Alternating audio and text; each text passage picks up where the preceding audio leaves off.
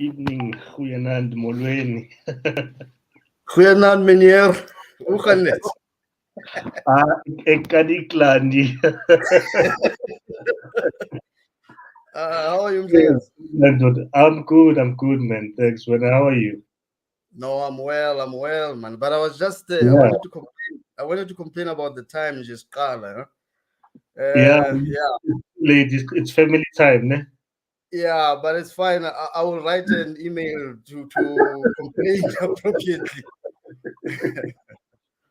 Nami ngizocomplaina kwi-HR on my side. This is not, Yeah, it's not yeah, work-life balance things, they say.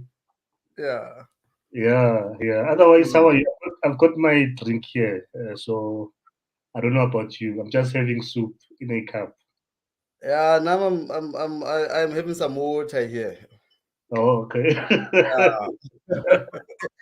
It's important to keep hydrated, huh? Hey, but this Hmm. things that we get ourselves into, let's say we're fit and healthy and all of that good stuff. But Yeah, yeah. anyway, thank you for honoring my invitation. I think it's been kind of a long time coming, even before I thought of the idea of having this platform. Because of the stuff that I've seen you share with social media, and some of us is tend to joke, and then we come across Kumkani who are like getting you to think about these serious, complex things. Um, but no, thanks for giving us your time, and thanks to Mama Wekaya and the princess there in the background. I can see them on the wall. So I, I, I had I had to bring them. I'm captured. You know? yeah, yeah, man. Yeah. No, thank you. And ungixolisele nami ngizofaka i-complaint kwi-HR. We need to look at another time. But anyway, also thanks to the people that have joined us. I always kind of make a joke, Uguti. I don't know what normally plays, at this time of the night Oh on yeah. TV, on Showmax or whatever that people use. So I don't take it for granted, when people give us their time and they just drop by, check out what are we talking about and all of that. So by way of introduction, Ubani Kumkani, I'm always in my mind, my Kumkani, I'm always like uh, also translating it to kingdom. You're the second Kumkani that I've met in my life. But anyway, tell us who Kumkani is, where you hail from, and then we'll just take it from there. All right. I was born in Matatiele. That small town between KZN and the Eastern Cape. My most notable homeboys, Abo MT, Abo Andile Jali. So Mm, yeah, I was born there, but we moved from that place when I was around 9 years old. So I grew up for like during my primary school and high school years. I grew up in Klerksdorp, yeah, and then post matric, I then went to become a man, basically eval. yeah, And yeah, then now I'm in Cape Town. So I don't have one place where I can say I'm from. yeah. Yeah, I'm from South Africa. Who knows? Maybe next month I could be in Mpumalanga. Yeah. Um, but Yeah, then I'm just a regular guy nje, or wasemzansi, who just happened to have read a lot growing up. yeah, I've got a lot of love for learning, so I read a lot. Even when I was in high school, mind you, I was not reading the textbooks. I would go to the library and read things that have got nothing to do with schoolwork, from an yeah, early age on. So I'm somebody who really likes knowledge and sharing as well. yes, Yeah, I think in the nutshell, that's who Kumkani is. Unless we go to yeah. the family stuff, yeah, I don't think it's necessary. The family tree. It's Yeah. not necessary. So, so tell me, what kind of stuff did you like to read? Outside of the schoolwork and all that. Jeez. I read a lot, but Mm. mostly I was fascinated by history, you know, and then Mm. yeah, because at school I was doing history as well. Yeah. Yeah, so I was fascinated by history, and then from there I started to remember history. You are dealing with people, yeah, and then from Yeah. there would be certain individuals that would grab my attention. Then I would Sure. move to biographies and that sort of thing, which is what I still do even now. You know, I've always just Yeah. kept to to that kind of stuff. Mm. Mm. That's Yeah. quite interesting. I also enjoyed history, in high school, and Oh, I okay. think recently, recently, I not recently as in like during the COVID years, but just Mhm. maybe I would say 3, 4, maybe 5 years. Mhm. I also came across a guy who writes, Robert Greene. I've never read all of his books, but there's one I read, 33 Strategies of War. Um, Uh-huh. the way he writes it, it sort of gives you insight into the thinking Yelama character. So when he talks about Napoleon Bonaparte, you kind of Mhm. get the Yeah. psyche, Yeah. Yeah. not just the factual stuff that he did, but Uguti, he was coming from a certain background, behind a complex. Uguti, he's not blue blood by birth, so he's in those circles, but he kind of doesn't feel like he belongs, and that also influences his behavior, like more like behavioral stuff. Uguti, Yeah. I really believe Uguti, we are the sum total my experiences way to background here to family and those types of things. That's Absolutely. really interesting, but yeah. Mhm. Yeah, very, very interesting. So it sounds like pretty much, you're a curious cat, which explains the path that you have taken in your life. Yeah. Which we'll get into as we have this conversation. I want to take you back to a post you once shared. I don't know if it was a Kumbula, ne? I didn't prepare you for this one. So there's a post you once shared about how people, and I think for me, this is one of the posts that really like grabbed my attention. With I'm always fascinated when someone unpacks either something I've never thought about or I'm not clued up about or whatever the situation. And it was about how people price ukudla. Like I think in your case you used the makota as an example. Yeah. Do you Yeah. remember the post that I'm talking about? Um, which one? The one that became controversial. I want to bang through I think is that one, right? Hmm. I think Where, you were saying, huh? yeah, you were saying about the underprice it. So Ekasi, you buy a quota for like 25 rands, Yeah. and you went deep into why they are short changing themselves, and they can easily price it. I think you went into the hundreds or something. I don't remember the amount. Yeah. Yeah. Yeah. It was above 80. Yes, yes, yes, yes. Yeah.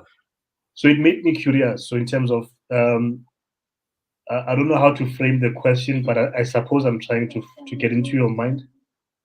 I Okay. forgot the disclaimer ukuthi ngiphethwe yi-chairperson ngabe. Oh, all right. All right. So it is, yeah, Ucele ukuthi asinikeze maybe about half an hour nje. yeah. No, so my boy phela, hey, I just put him to bed before the interview, but manje he's trying his luck while I'm busy. So Oh, all take right. me to that thinking, daughter, and maybe what informs, and you can touch on your journey that led to you having that kind of expertise.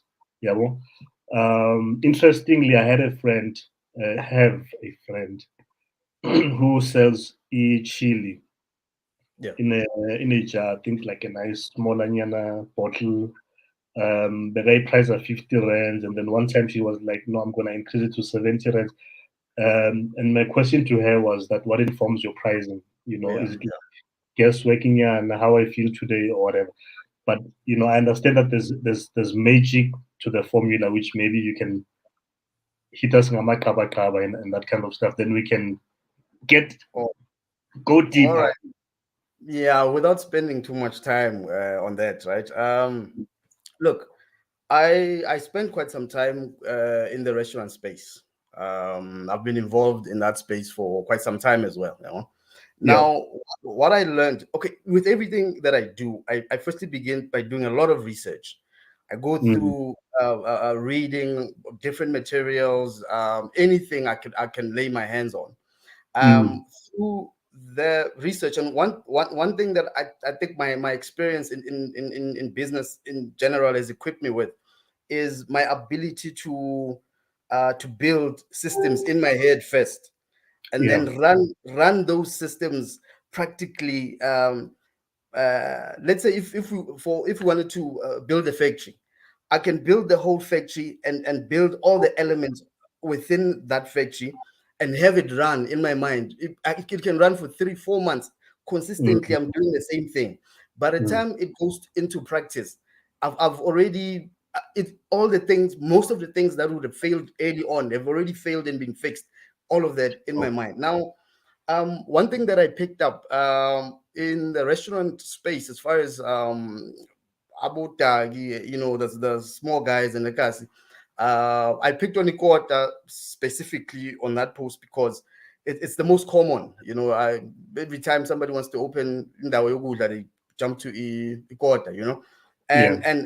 And one thing that they all seem to be doing incorrect is that just because you are going into it, you find batting quarter for 20 rand. Now you just jump in and say 20 rand, without looking at uh, pricing. Because before we price, like, so you must firstly understand your costing, food Mm. costing, and all other costs that your business will incur in Mm. your in your purpose of putting together this product. Yeah. Yeah. Um, yeah, so I picked on equator because I put it through my system and I realized, Guti, well, I was trying to help a couple of people as well. There were a lot of people that were hitting me up on the inbox. There's a small spreadsheet uh, formula I developed and I shared it with a lot of guys, but a Mm. lot of them still had a problem using it, and it's very basic. Now, whenever I would go through it with somebody like over the phone, and then we put their costs, they would realize that on some of the items that they are selling, they are actually making 30 cents, 70 cents, and it's a shock. So it becomes a shock, and somehow something, maybe there's something wrong with this thing of mine, because like something as simple as a plastic Mm. we cost, if Mm. you pay for it, and you use it to package your product, it's part of the cost. Okay. So it's one industry that I'm actually very passionate about, but mostly from the brand development space or angle. Yes. Um, so that came about from that. Mm. Um, yeah, just trying to share and trying to educate and trying to make people aware. Yeah. Yeah. But that post, I think it was shared over 30,000 times, and in other places, I think you're talking about the one where I took Pizzo's Gota, right? And Yeah. yeah, Yeah. and then I did another one with I think it was with KFC. Um, that thing, it was hot there in the comments. But I then realized the people who are complaining here are the people who want to pay $12. It's the customers that are complaining, which is why I made Oh, that. I see. Yeah. I made that example to say, you'll be selling these quarters for a good 10 years and you can't even buy yourself a Polo Vivo. So Sure. what? Yeah. What kind of business is that? Yeah. maybe my tone as well as abanye ngabajela, it's like they're running a feeding schemes. Because I mean, how do you, out of like $14 Yeah. and you've got like 85 cents? So how many Lama $14 are you supposed to sell in a month to be able to afford a decent living? So Mm. that's where that came from. Yeah, man. Wow. Yeah. Hey, yeah, isasende le ndlela. As they say. Yeah. Yeah, man. Yeah, I'm gonna take you back, Ngane. I think while we were engaging, leading to tonight, Yeah. you mentioned something about your mom and her being a superwoman. I think it's worth a mention, and for you to tell us about, because from that I could pick up what she's played, a very key role in life here. Yeah. Yeah. She raised 4 kids as a single mother, and the most amazing thing is that with all of us, she's always supported whatever we wanted to do. It's Mm, she just supports. You want to do this, she goes with you. You want to do this, and not just is support of just agreeing to say okay, go ahead and do it. mm, Support of actually playing a part. Playing a role. I remember when I even back in high school when I was part of a Kwaito group, I used to do my thing. She yeah, paid for the recording sessions and transport to move around, all of those kind of things, and then right throughout many other things I've been doing. She's always just been present. yeah. So yeah, Yeah. she did extremely well, and I always tell her many times over, just so that she must always remember that she did Mm, extremely well. Because mm, she was young, and I mean, young, you've got 4 kids, sure. and yeah, and she pulled through. So I was raised by a superwoman, which It's is why I not brought like that up. she set you up. In other words, I had a conversation with someone maybe about 3 months or so ago, Yeah. and that is, as parents, how do we ever, or how often do we deliberately set our children up in such a way that Marafika at a certain age, right? They have a foundation, they have something to build on top of. So I'll give you an example, right? So it can be in the form of some kind of investments or property or whatever. But the other side of that coin is for us to build ourselves such that in our old age we don't depend on them. Yeah. If at all, ibonele bazikithi and be like, yo, I don't know, what does your daughter call you, Tata? Ubiza Papa. Papa? Okay, so Papa. your Yeah. your daughter should be able to come to you and say, Papa, I've got a business idea the same way that your mom has done for you, and you say, here's seed capital, or go and speak to auntie so and so, because we've built those types of networks that will benefit our children at the same time. I can go on and on, kuleo channel, but Kumkani, please take us through your journey. It sounds uh, like I said earlier, Uguti, you've got that curious cat thing, which sort of tells me, Uguti, chances are the entrepreneurship bug, it beat you quite early in life.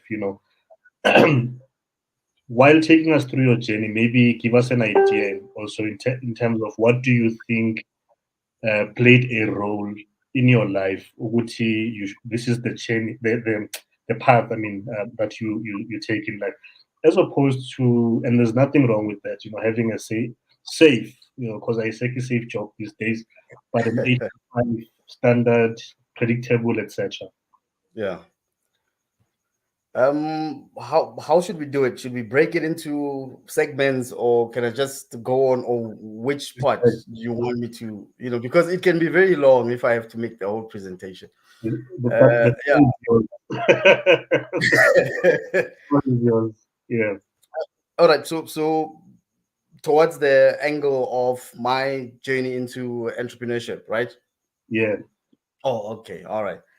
Um, Oh, look, my father was in business. Back in the days, he always had, he was a hustler and he was in business. Whenever the business would tank, he would be out hustling, doing all sorts of things, and sometime come back, set up a supermarket, run that.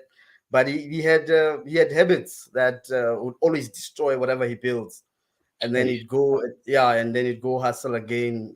Yeah, so from an early age I was exposed to that, and then uh, in school when I was young, when you're young, you basically you listen better, because it's not yet time for you to express your own opinions and stuff. So growing up, I was doing very well in school. I was a brilliant student. You remember Dalamos? There used to be like in class. There's always that number one, number. Was it a top 10 or a top 5? I think top 5. Normally they would do like a top 3 and then top 10. Oh yes. So Yeah. I was always number one. I actually remember one time when we moved to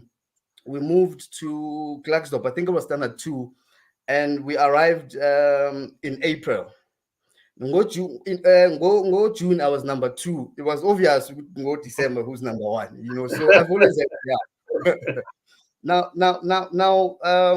in high school, I think it was around grade 10 where I had decided what I wanted to do in life, and I found school like what we were being taught. For me, it was just like boring because I couldn't see how these things would be applied into the kind of life that I want to have, and that's the life that I didn't see it in my environment, but it was a life that I would read about when I read.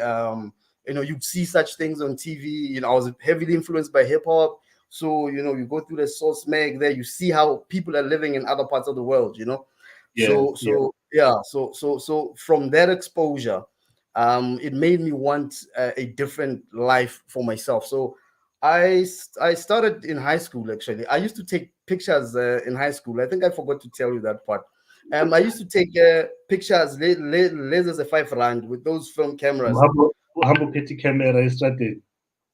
No, in school, I was shooting a scale and only, and then my film, I go to town, have it developed, and then come back and collect my 5 rand army. So I started that far back,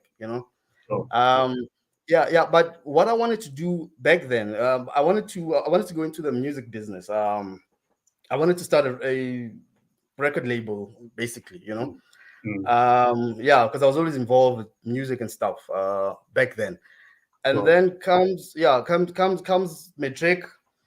Even before we finish exams and stuff, I already know the situation at home that in fact varsity is not happening here, So I start making my own plans there and then. So by the time I finished, the day I wrote my last exam, the following day I left to come and join my older brother to go and join my older brother in Vereeniging. He had he had an internet cafe, public phones, less than 90 cents, type of a setup, Yeah. So I came over there, and mind you, from school, there were no computers, no bengenekas, so there was no computer subject or even exposure to any sort of like technology, So I had to learn everything, mabeng figure, right? And I was working there. This is what 2006. Yeah, so I was working 7 days a week, from 9 to 9 for no pay, zero pay. Yeah. Not even half tiger, nothing. But being a young person who has always had like this desire for knowledge, so I spent my time there like learning a lot. I was watching YouTube videos, tutorials back in the day, social media. I think by the time when I joined Facebook, there were about 80 something thousand South Africans on Facebook. Wow. Yeah, that's when I created my first account. So through that, I sort of like that creative nature in me sort of like directed the sort of things that I was learning, So I was learning graphic design. I did a bit of web design, and I was running a studio, a makeshift studio at the internet cafe. When we close at 9, I've got people coming to record. I'm taking them a 150 per song, I'm recording because remember, I'm not being paid yet, so I had to make some money, So I was doing that, and I spent a lot of time in that space of entertainment and music, Yeah. You did quite a group. What was it called? Is it a group release or something at some point? No. It didn't go that fast. Siphelele kuma-demo and performing nje Sure. kasi ama-bash nje. It didn't really go to that level. But Wow. what were we call, but we had a smash hit. I think he may be here. Our lead singer, I saw he set a reminder for the thing. He might actually be here. We had Yeah. a song called Basjoyla Gabi. That song was a smash, you know. It was a smash. I just don't remember what the name of the group was though. But yeah, you Yeah. know, it was one of those things, and Yeah. yeah, yeah. Where is the demo? Jeez. I think somewhere I can find it if I had to really Yeah. look for it. Yeah, but I've not come Mm. across it. Yeah, I'm sure I can find it somewhere. You know. Yeah. Yeah, yeah, That would be a good just Masikne museum someday. So some kind of a vault or whatever, to say. Yeah. yeah. I don't know if you remember these guys or if you know them, 340 mil. Oh, The guys. yes. So the three guys from that Mm-hmm. band, the Hlala Sonke Ares, Maxim Vasi, ne? Yeah, yeah. We used to have a group called Panic, or the same guys actually. There was a Panic, Mm-hmm. and up to today, in Petit Demo Tape, it's somewhere at my parents' house. And I That's always, nice. you know what? I think one day it's stuff that can probably be revisited. Who knows what can be done out of Yeah, it? yeah, But absolutely. IP, Yeah, yeah, absolutely. Yeah. we need to Mm-hmm. appreciate them. Very Mm-hmm. interesting. And then your journey into Ubom rap, was that you solo or still with a group of guys? No, it was me solo. I used to write poetry a lot. So that Yeah, poetry, I was really into hip hop, but so that poetry sort of like started to recite it over beats, and then yeah, I continued to write and make beats. At sure. some point, I was even producing a house. I was doing all of these sorts of things, man. I was Yeah, just fiddling and everything I could possibly press. And yeah. to be honest, my house was better than my hip hop in terms of Wow. the production. I had a better vibe with house than I did with hip hop. Wow. Yeah, yeah. So, but it was just all of those things of you're recording people, you hear a Sure. beat, there's a space there, you're like, hey, let me throw in something. But yeah, Yeah. it was just those kind of things. It was not really something that I wanted to pursue, Mm. um, because I think even if I can just deviate a bit, even you see, for instance, for my graphic design, I never put it out there ever before, you know and Okay. many other things that I do, because I've always had this problem of not knowing exactly what it is that I want to be known for. Like when Yeah. everything is, when everything is all set, because now I can do so many things, and whichever one that I choose to do, I know I'll succeed in it because I know how to grind. Now, Sure. one of my biggest problems was always that, now, which one exactly does it then become? And obviously, I would do things to make money, but never put out like my creative work out online, because I didn't want to be known for that. So even when I was making music, it was not really something that I wanted to be known for. Sure. You know, Sure. it's only now that I'm older now and I'm feeling like, okay, yeah, let's go. Yeah. I want to show you something, Kumkani, and maybe you must tell us uh, what was happening here. Just the story behind this. Now, can you see this? Oh, okay. Those are my boys. Those are my boys. Those are my boys. Yeah, yeah. All right, cool.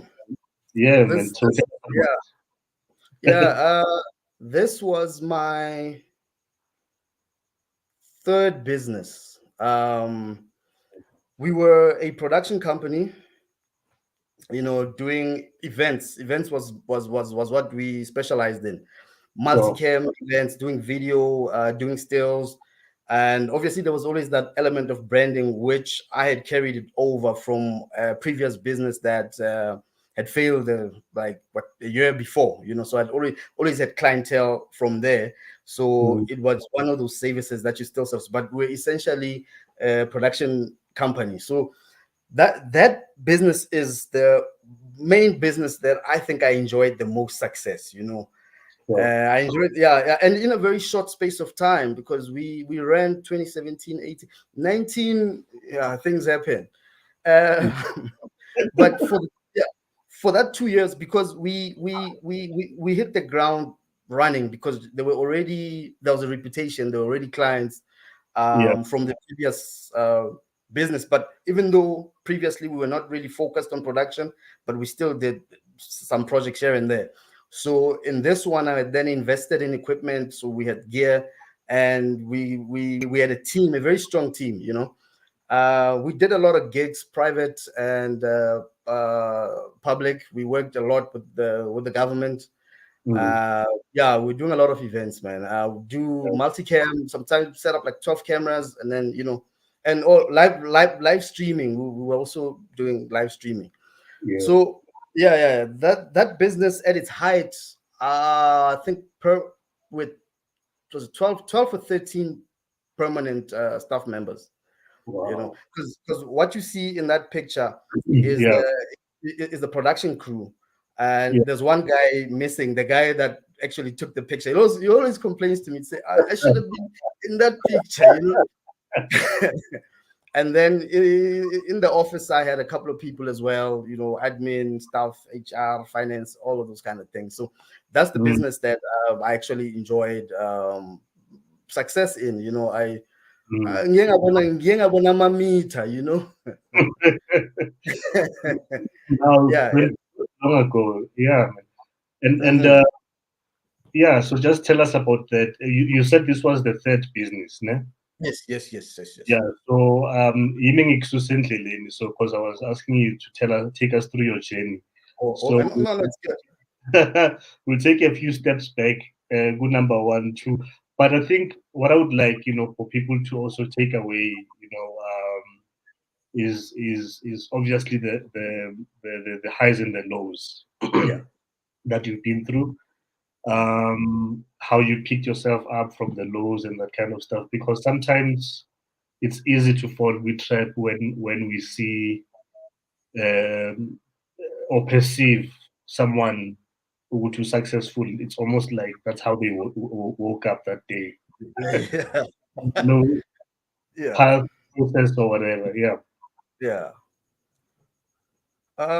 Okay, my first business was in advertising. This is when now I was moving away from my 7 days a week, 9 to 9, no pay job. I stumbled upon, actually. I was visiting Klerksdorp, so we went to the doctor. I don't know what we were doing there. So I saw like a small calendar, and on it there were like adverts of different businesses, and firefighters on all of those kind of information, basically, that would go on the one calendar. So I took it. When I came back to the Val, I was like, this thing can work here, because I've never seen anything like this on this site, And I set about it, prepared the proposals, and I then designed, because I'd already learned graphics from the previous year. So I designed it, and I had one shirt.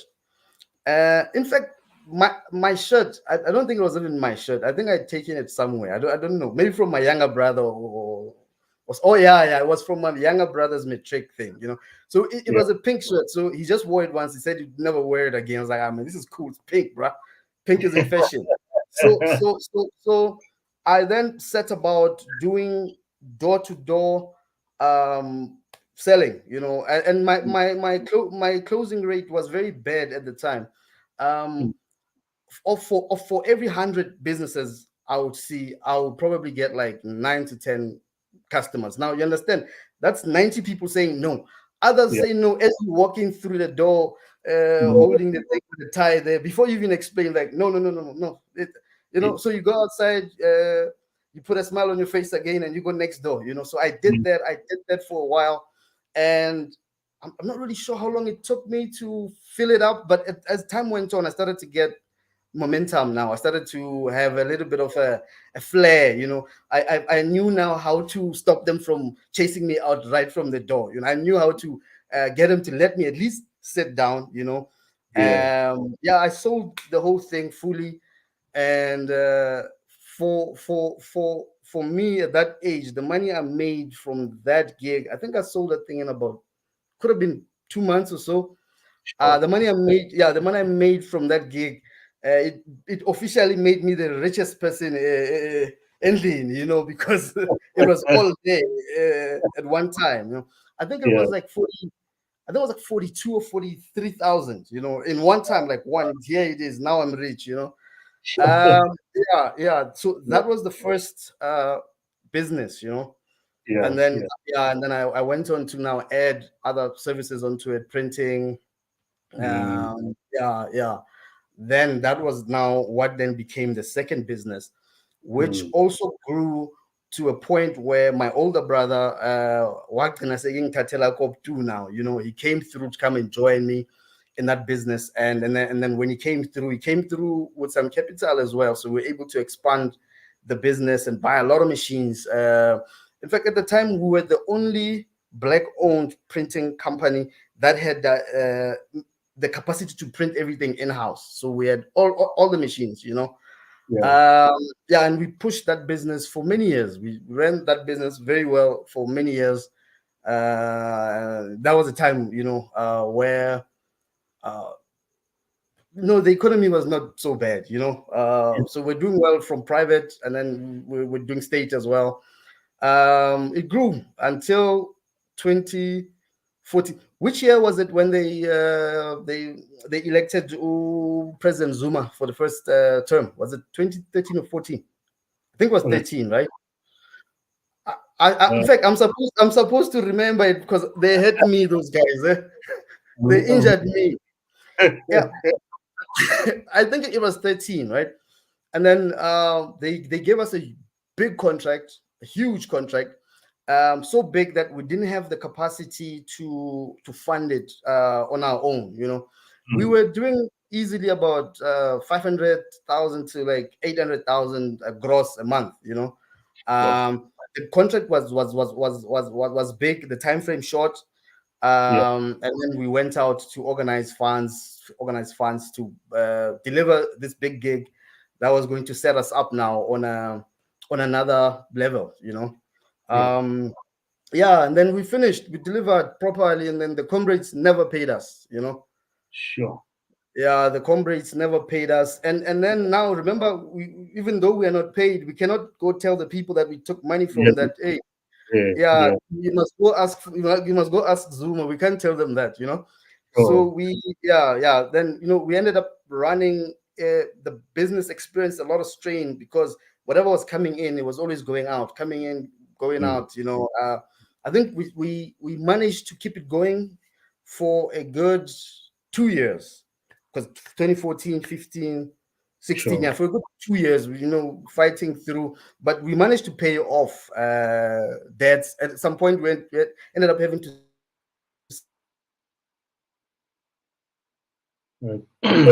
some of the machines and stuff. So we just became like you are back. So we closed that business down in late 2016. And then that's when now I started in 2017. I started the business that you were showing there, my production company. That was 2017. Sure. So all of those experiences, have you ever gotten to a moment where you were like, hey, no, maybe let me just leave this thing and get a job or whatever?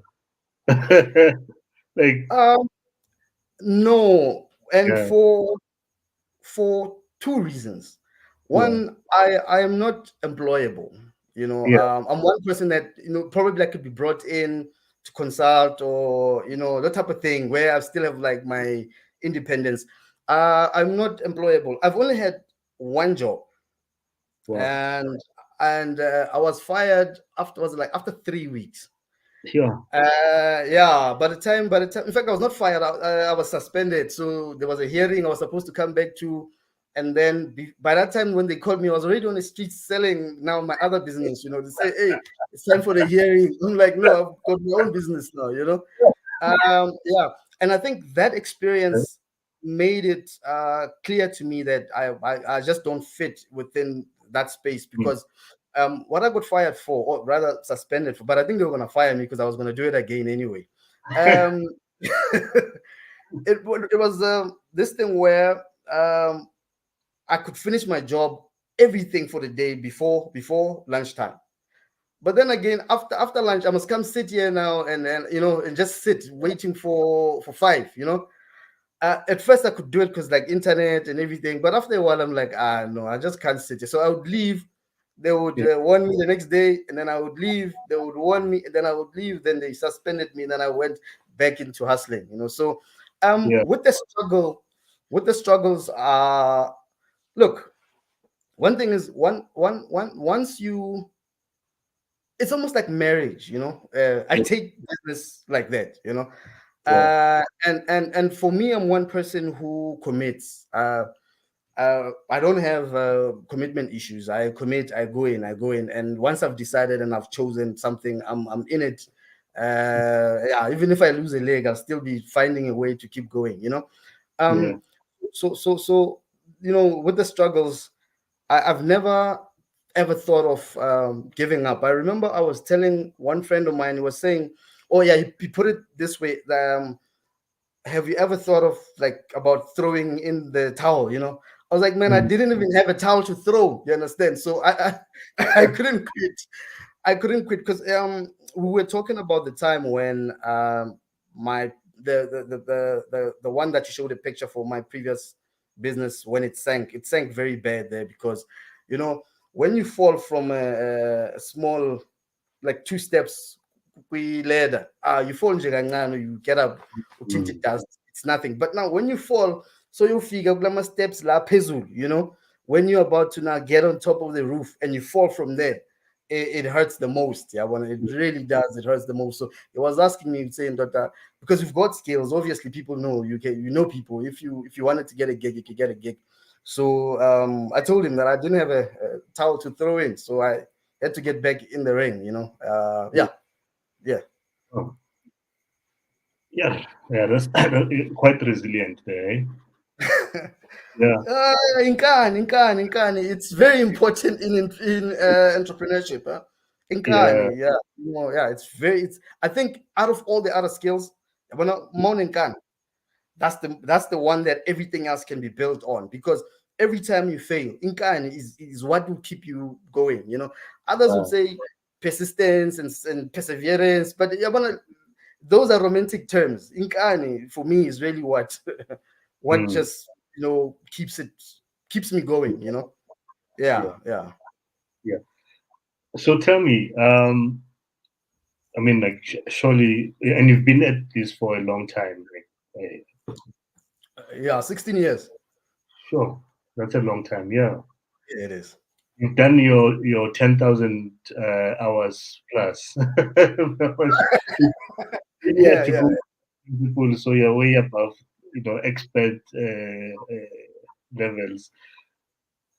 Yeah. In times, daughter, right? Do you have anything that you do, or a group of people, or whatever it is? Because I can imagine Uguti, yes, unenkani and resilient, push and all that. But some of these things possibly must shy as they are shy, and you have moments where you're like, I'm trying sometimes, or maybe I can. No,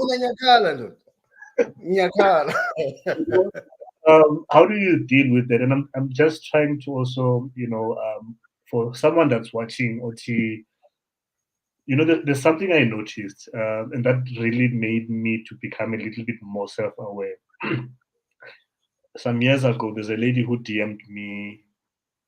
I think she asked me to review some documents, very draft, and all of that. And then what give me yeah, ngithi yona isilungu sakho sida, yabo. Yeah, yeah, So I was like, with all the nonsense engikhulumayo sometimes and whatever, but the fact is that people bakubhekile. yeah. What I'm trying to extract from you now is that it's a great lo muntu decided to call while I'm on a live stream. Sorry. Yeah, uh, okay. yeah, but just you know, how do you do your licking of your wounds, if I can put it like that? Mm, okay. Look, I think for me it's family, you know.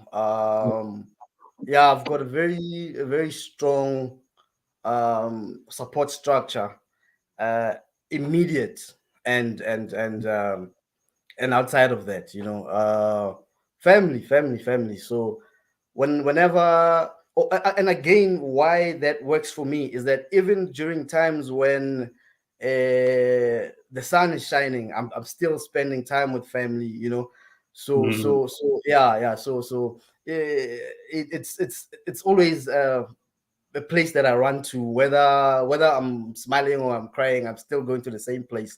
yeah, So yeah, for me, it's family, and I enjoy solitude, you know. And I know a lot of people would be like, you're not supposed to be alone, especially when you're going through a lot of things.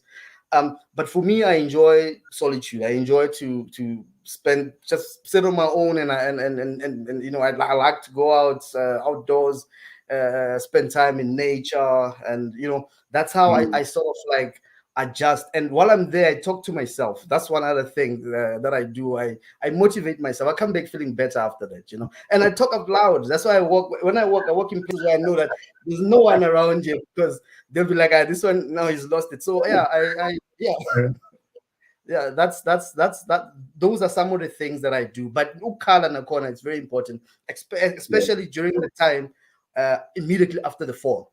Immediately after the fall, it's bad. You know, it's a mess. So yeah, it takes a while.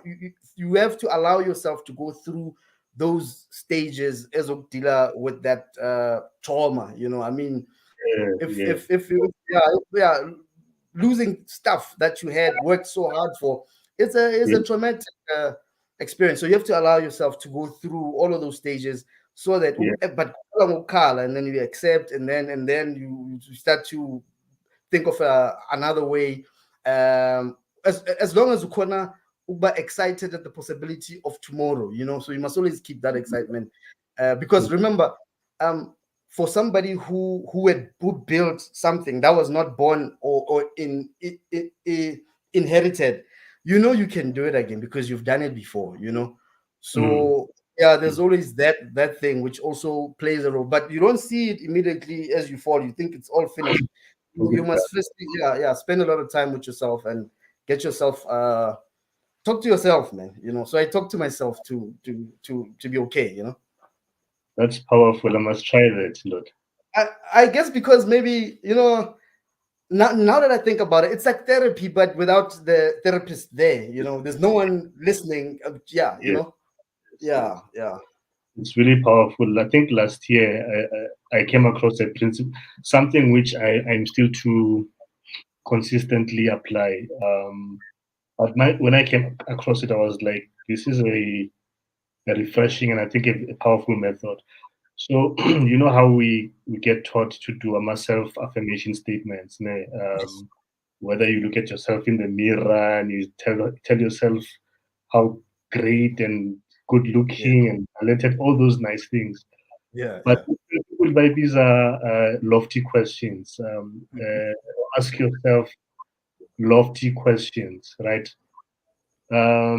Which apparently works on the subconscious. So the lofty question would be, um, why does, if you believe in God, why does God love me so much that He blessed me with such a wonderful wife? You Yeah. are asking yourself that question. Mhm. Tricks your brain to want to answer the question. Do you understand? Because Yeah, It's yeah, yeah. yeah, okay, why guys into secret? So why I lost a business, now I'm building another one, it's working out. Um, why do I live in a place so where I can go for walks, have a scenic route, talk to myself? I'll send you some of them, but like I say, I've got some on the wall here. Yeah. One of them is why am I surrounded by joy and happiness at all times? Mm. So Mm. I've seen a video actually where they break it down nicely, and I was like, oh, I think something worth looking into. So, but I think it's key. You've touched on a very key thing, that having a support system. In your case, it's family and people that you also invest in those relationships with, so Yeah. that when it comes the time for a withdrawal, awuhlelanga kwi-overdraft. Yeah. I like how you put it. You know, so Yeah. because I don't know if you've experienced this. We I think we all, and naturally we probably do it. Not probably, definitely do it. It's just that we don't pay attention. When there's that person that when when the phone rings and you look at it and you see their name, you know that they want something. Mm, Uh, mm. because they never do it to be like, no, I Oh was just yes. picking up on you, Yeah. Ukraine or whatever. Yeah. Do you understand? And I think that's what I'm trying to get to. When you invest in those relationships, then Mhm. whenever you need that support, then it's there for you. Yeah. Very inspiring, Dot. You are writing a book, or you've written a book. Yes, yes, I did. I did. That was immediately after the collapse of my most successful business. Okay. Yeah, so that was like a way, like I told you that yeah, I speak to myself. So that through those talks, I found things that I felt needed to be jotted down. So I didn't start out writing a book. I started out Mm, just making these notes, man, because at times I would come back feeling like, hey, this was a powerful session. Like the yeah. things that I heard myself saying to myself were really powerful. So I'd come back, put those, and then it started becoming long. It started becoming. I had one of these notebooks, but these ones that are. Um, During. yeah. I filled it up. So Yeah. uma seyigcwele, that's when it became clear that I needed to move on to a laptop. Then it just Oh, wow. started to shape itself out into a Yeah. book, And Yeah. the title of the book is called The Soul of an Entrepreneur. It's both the soul and the soul le part. Yeah, what? Yeah. Yeah, which you need to. You will not find a hustler in a battle hlala fresh yabona, because uhlala busy, man, so Yeah. the angle of the book was basically sort of like a survival kit, Mm, as well as some strategies now that can help you not to make the same mistakes that I made, because in as yeah. much as you can always point at the next guy and say, hey, these ones did me this way, those ones, but you must remember you were there, you were there. Even worse, you're not there as an employee, you were the guy making all the decisions, Yeah.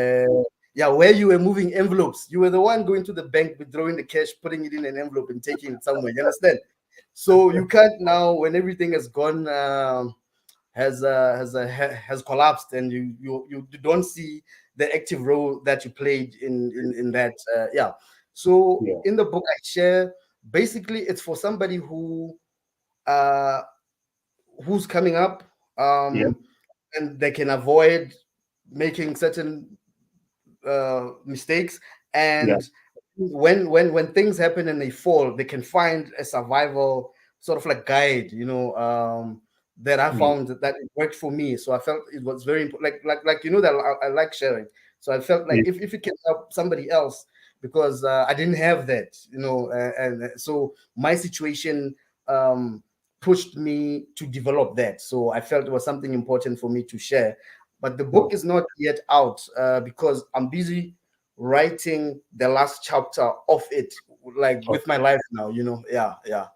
Okay, that's There are cool. certain things that I want to get in order first, so that when Yeah, it comes out, it doesn't. You don't look at it. This guy, he yeah, was just he was writing about a situation that he was just with one situation. So yeah. so yeah, I'm just trying to move my life way past that situation, which is the core subject of the book. So yeah, that's everything as far as the book is concerned. Yeah. Okay, cool. No, can't wait once they ready again. Please do let us know. Um, And I share too much, man. But yeah, it's fine. Something that you passed on in Kumbuzem, this guy, I came across this, random guy on Insta. What do they call this thing? Insta, the IGTV or something, ne? All right. Yeah. Yeah. And he said something about, you know, um, you can't change the world from a position of being a victim. So the context was, kunabantu that the way they see the world, things are happening to them. There's always a reason. My mom did this. My father abandoned me, and those things are valid. Do you Yeah. understand? Yeah. I think the problem gets where we get stuck, and that defines us. And now I'm operating in life from low position there. So something you said just because it sounds like you are looking at your role. When you're touching on the stuff that you've done, like Mina, what am I accountable for in this whole thing, the good and the bad? Like, Of yeah, course. Of course. Yeah. You can't. I mean, you were there. like, Yeah. yeah, life, who stream my life. So tell Yeah. me, You know. yeah, Yeah. yeah, tell us about where you are, Konamanje. I've seen some exciting stuff you post about.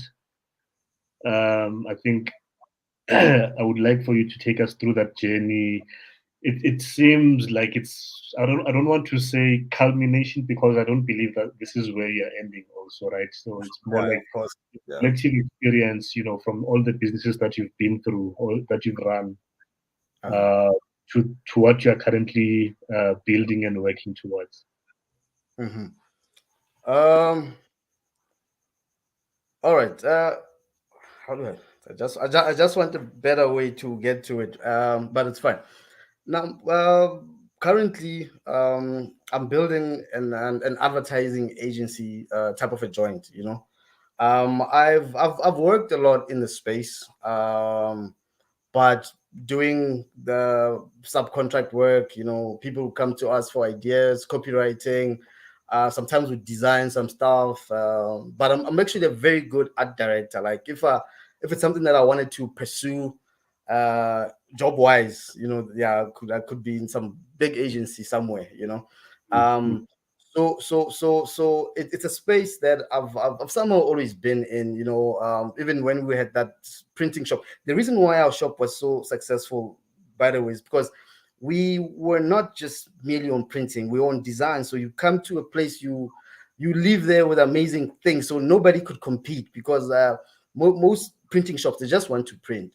You come there, the design element is not really a priority. So for us as creatives, it was always a very important thing. We would Mm. handle your project as if we were handling a project from ABSA, because I'd already been exposed to those kind of works. Now, uh, there's a couple of things that I still want to do, like the restaurant industry. I want to build a couple of brands there, because I spent a lot of time doing research in that space, a lot of research. Even when I was in the States, I was not there for the restaurant thing, but I ended up it was around the time when I was still doing research, but I was there for something else, around the production, live streaming. But when I Mhm. was there, I ended up spending a lot more time on the restaurant stuff because I saw things there, and I brought back some more information, more material for me to learn from. Yeah. So I see the advertising agency type of vibe as a way. It's not taking me away from my from that goal, which I'm very passionate about, because those brands will be built by the very same agency, Mm, but yeah, look, the I see. first time I became exposed to the industry was 2007, and I saw the big budgets. I saw all of those things, but at the time, you would hardly ever find black-owned agencies. It was way before, way before the DNAs of this world. Yeah, But now the game has changed. A bit more. I see a lot of guys doing those 12 million plus retainer contracts, and I said it. I don't think you saw my post. I also want some of those myself. Yeah, yeah, so that's where I am now. It's basically to build that. Yeah, but I'm busy. I'm not yet taking in clients, and I've got a lot of people because I just see some of the designs they're already coming on. I'm still building like a whole system. I want to bring something different. So, but yeah, a lot of brothers have already jumped on saying, "Man, we like your style." I'm like, not yet. So that's where I am now, because now, for instance, now I'm still looking to build it to a point where I can bring in some designers, and I'd have them doing the work, and yeah. then I just provide art direction, which is what I'm good at. I'm not really that sharp as a designer, but I'm not the worst of them all as well. Yeah, that's where I am at the moment. Yeah. Yeah. So this Mhm. is what you're talking about right now, ne? Yeah, this stuff. This is the stuff. This is the stuff that I'm talking about, man. Yeah, Yeah, but yeah, this is the stuff. Yeah. yeah. Clean, right? Clean, clean, clean. Superman, Superman. Yeah, Yeah, you can tell that it comes from an award-winning art director, man. It's not just. yeah, yeah. Yeah, So, yeah, yeah. so you're not taking up clients at this point. No, I'm not. I'm not. I'm busy building a system. I want to bring something. I want to offer a system. Like, I don't know if I'm making sense. I don't want to rush into market and bring uh people. Like I told you, I've got the ability to build a system in my head and run it for a while. So I Yeah. started this idea late last year. The business basically started last month, registration and everything. So I'm still busy with the system. Probably I'll be ready around July to actually now start to take in clients properly.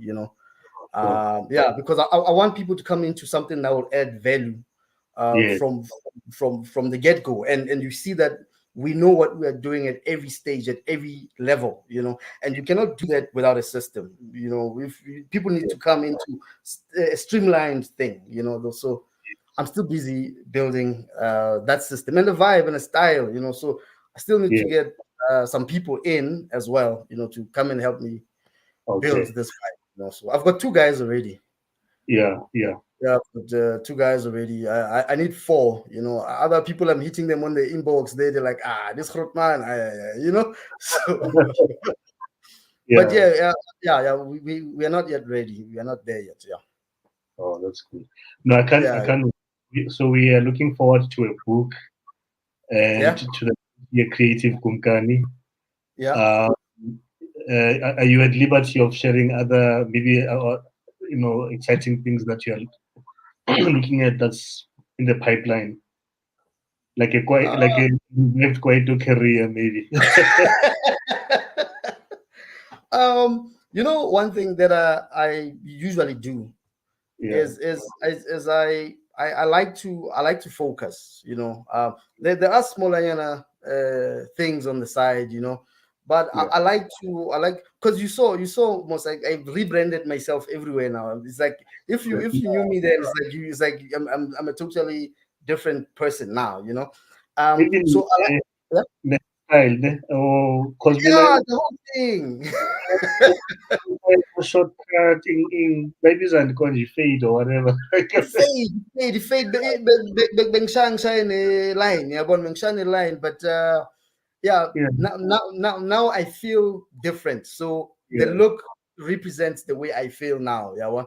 Yeah. So yeah, it was the way I felt then when I used to keep that sort of a look, Back then, yeah.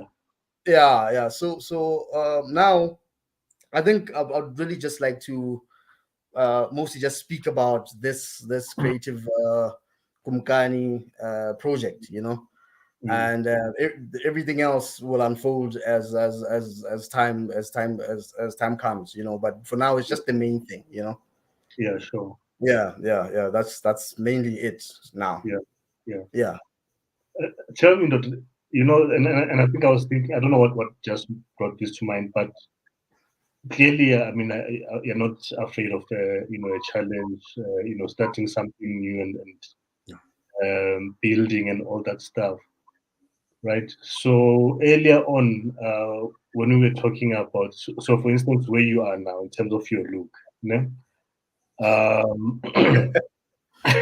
By the way, when Yeah. did this transition? Please come again. Italian, when did the transition? Yeah, when did that start? Geez, when did it start? Look, it's been for a while, because at some point, well, I've always known that it was there. At some point, I dealt with the issues of calling, Oh, I see. and yeah. I dealt with issues of calling. I'm not yet done, but you can say proudly that I'm a sangoma in the works, Yeah, Oh, but so around that time, I sort of like really just let go. I sort of like let go and I chilled a bit more. yeah. I'm usually known as okay, I'm a suit, I'm a ties and all of that. So I didn't feel that way anymore. I felt like that look was no longer representing the person that I was becoming. And then it just continued. But you could say from 20, oh yeah, even the lockdown contributed a lot. Yeah, I can imagine, man. Eh? Yeah, contributed a lot. 2020, that's when that whole process was happening. And Yeah, and then Cape Town happened. When I got there, I was like, oh, it's almost as if I'd already subconsciously known that I was coming here. Because when you get to Cape Town, we are like this. I'm a free spirited. Yeah, we're like this, So Yeah, yeah, sure. that's basically how it came about. Yeah. And What- and my wife is still kind of like getting used to it. Yeah, there are times when she's like, you know, can't you at least, can't you at least tie in can't you at least, I'm like, no, but this is how I feel. Yeah, sure. Oh, yeah, and sorry to disturb you, Gangan. And then Yeah, it went to Uguti. We had a bit of an argument the other day. Can't you at least, But I'm like, for instance, where we're faga about weave and you do all of these things, and from the time we met, I don't like these things, but yeah, because we are partners and now I've accepted these things, yeah, but yeah, I don't say can't you take you with Gangan off? No, I just let you be you. So I mean, yeah, yeah, sure, yeah, sure. yeah, yeah, yeah. So I just shared that in passing. It's very inspiring. I think I wanted to ask you, and Yeah. you've touched on it already. What informed your decision to move to Cape Town? Was there any strategic thinking behind it, or it was more like, I, I'm a rock star. moya waselwandle manje Uh, i-hipster. rock star. I live in Yeah, the moment. No. Look, in 2015, we went down to Cape Town for my birthday, yeah, and we spent a week in Cape Town. And then since 2015, we have always been going to Cape Town to spend a week to 2 weeks, right throughout. So it was always a thing that we had discussed to say eventually at some point we would move to Cape Town. And we mm, planned it around 2018, planning it for 2019. 2019 came and they took all my money. So yeah, we had to delay that because we had big plans to go down there on some rockstar level. So we had to restructure the plan. So when COVID happened, And I mean, you like, I mean, there's so much change happening in the world. So you like moving to Cape Town during such a time. It would be great, so that when things move back to like normal, they move back with you. It becomes normal. Now you become normal in that space, But I said at some point I'll share some information about Cape Town. Cape Town is, and a lot of people complain, right? It's not an easy place to break into, right? But I say a lot of people that complain about that, it's because they then go to Cape Town and then live away from their own people. You get where I'm going? Look, if you go to Cape Town, ufike ufuna ukuyongena clicks. It's got a lot of those clicks, and those clicks are not necessarily formed on race only. There's class, association, status, and all of those kind of things. Where you live, what you drive, who you know. So it's not just to gamla, colored, and yeah. So the people that struggle the most are people that go to Cape Town and then they live far from their people, especially if you're going to hustle, more figure ebantwini. What to freeze.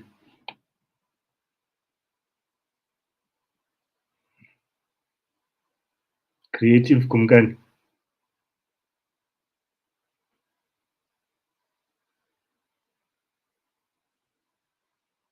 1 2 1 2. Let me check this side.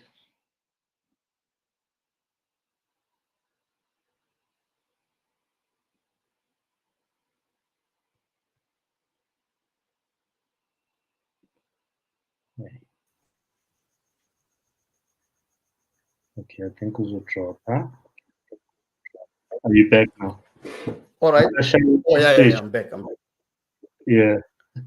I don't know what happened there, but yeah. So yeah. Cape Town is not an easy place to break into, but like I said, so I'm going to be here and I'm going to do it and I'm going to share, and like I'm already telling those that might want to come down and just know you must firstly start with your own people. You understand? And then you get to immerse in the culture with your own people within a safe space, and then you start to be everywhere. Then I mean, if your cosign already, but remember those people have been there long. Once you become like if you'd see me there, you think I was there for like 10 years or so. Like some people, when I tell them that I've only been here for like a little over a year, they're like, no way, man, because now I know everybody and everybody knows, oh, that's that guy that likes, Yeah, sure. Yeah. That sounds really dope. Next time I come around and I'll hit you up. I'll make my stay long. I normally do like a day, 2 days, 3 days. Then I'm out. Yeah. Man. Got to freezile food. Same would be a CK. Okay. All right. Yeah. Now you're back. Yeah. I'm back. Yeah. No, man. Thanks. I think that there's a a lot of stuff that you have to share. I can't wait for the book to come out. Masai Pumi, are you planning to do an audio version for the book at some point?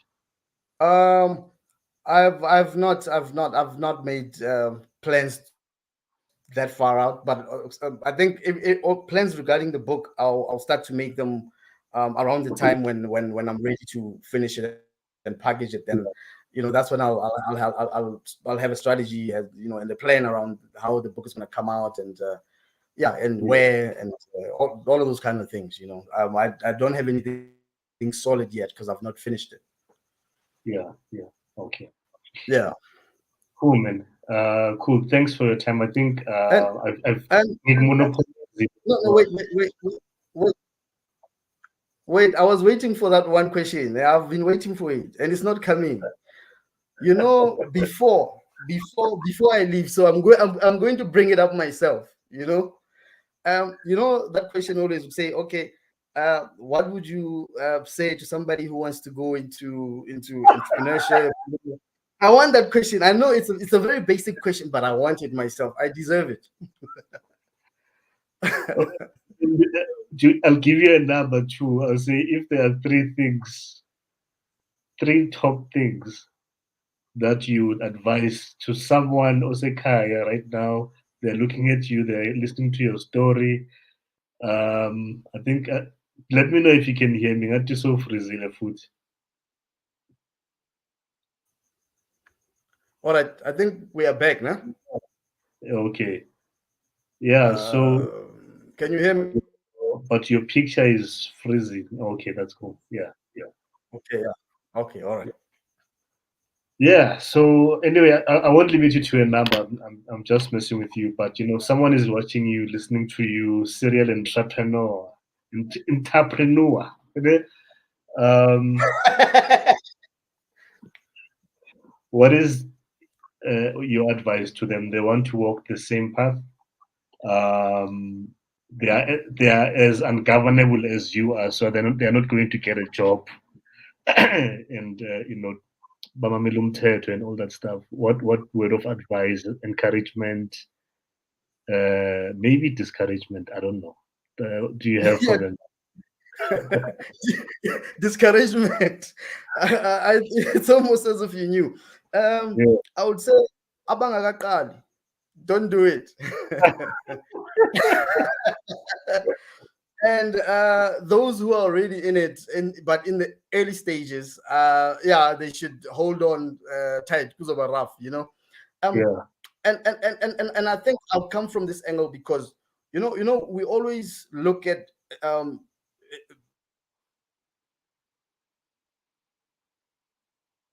Abracadabra.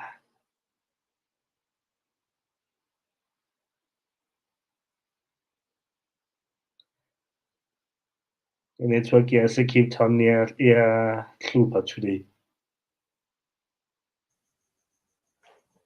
All right.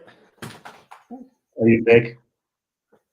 Yes. I don't know why it keeps on disconnecting us. I want to be part of those people who want to remove this notion, rosy notion that entrepreneurship is the easy way out. Like Bonile, minister, not so long ago was saying, "Hey, you guys must try entrepreneurship now." It's funny that the president first comes out and says government doesn't create jobs. Minister comes and says, "Hey, you guys must try entrepreneurship now." So just people should know that this is more difficult than just having a 9 to 5. Because you don't work at 9 to 5, you work all the time. Even on a Sunday, you work all the time because constantly your business is in your mind, and you're always dealing with something. So people should already whoever wants to go in, they must brace themselves that it's not going to be easy. So if you see Kumkani with the Benz and you think you want the Benz, you must know that there's a lot of work that goes that you have to do first before you could even think about getting to e-Benz, But I believe in magic, and I remember where you were saying it seems like I'm somebody who's not afraid starting from scratch. So you could say, Nami, I'm a startup now, so I'm taking some of that advice is to myself. But I believe in magic, which things don't always have to go through a struggle, tough times, and long struggle and many failures and stuff like that. Magic does happen, So those that really want to go into it, they should know though. Which it's not easy, but it's like a calling, It's you stay in it because there's no other way. You are in it, and it's rewarding sometimes.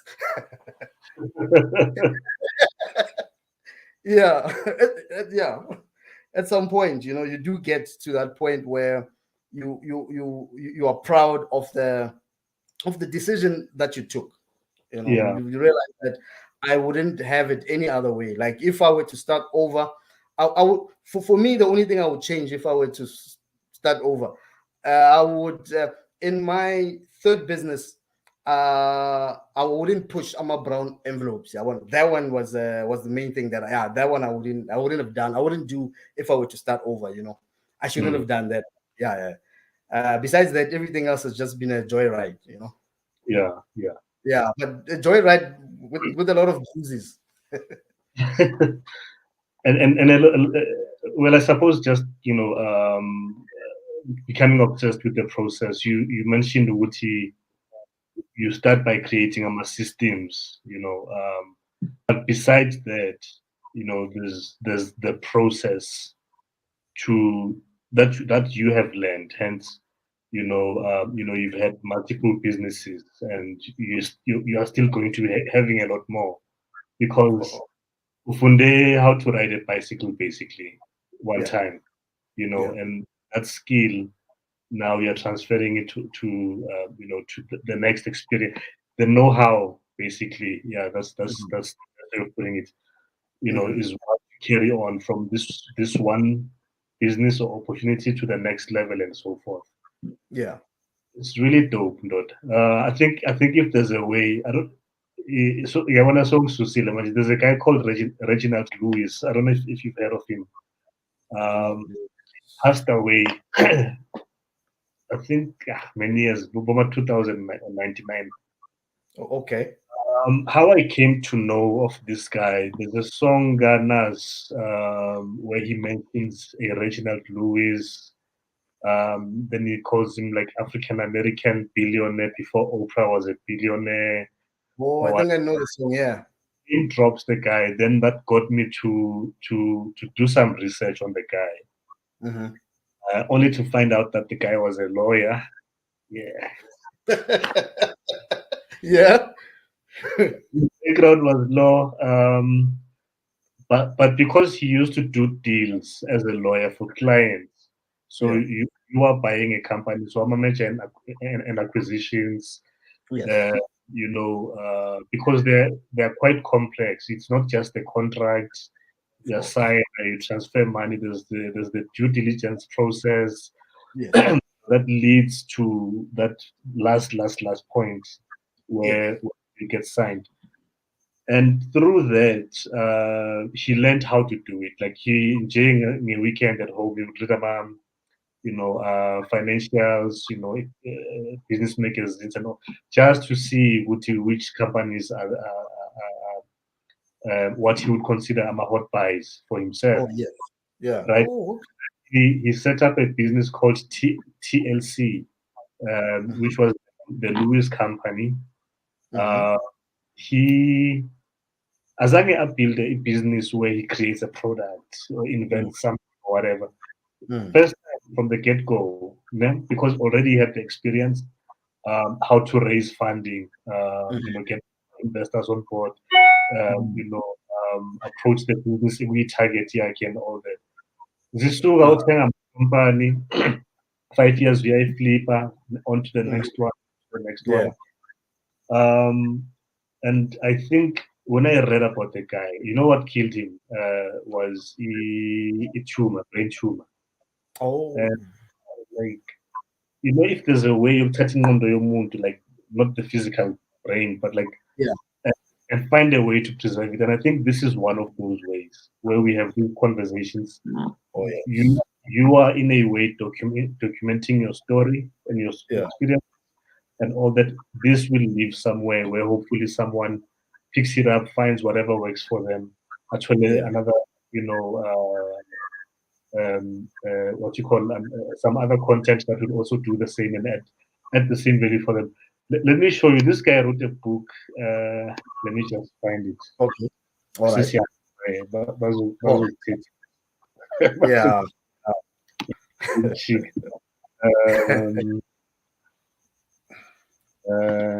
What was that book called here? But I must be honest, Mhlekazi, I really enjoyed this, huh? Yeah, I was not sure what to expect, but I honestly enjoyed it. Yeah, no, which and for me, there's a reason why I call them conversations. In as much as I'll ask you a question, siyaxoxa, Yeah. I'm also learning. Yeah. Yeah, so I'm gonna put this up here, Uh, and then we can call it a night. yeah. My name is Young Buela, so I still need to get back to preparation for a show. Oh, okay. Oh, it's about pizza again, like non-stop. Okay, When is it? The run show? from the 13th April to the 18th next week. Nah, yeah, I'll Yeah. pop in. Oh, that Yeah, would. yeah, yeah. I'll pop in for a selfie, ne? No, that would be. Who's in the family? I'll Okay, I'll get you a com. So this is a kuluma offline, though. Ne? I'll arrange okay, for you. cool. All right, cool. Check this title. The title of this book.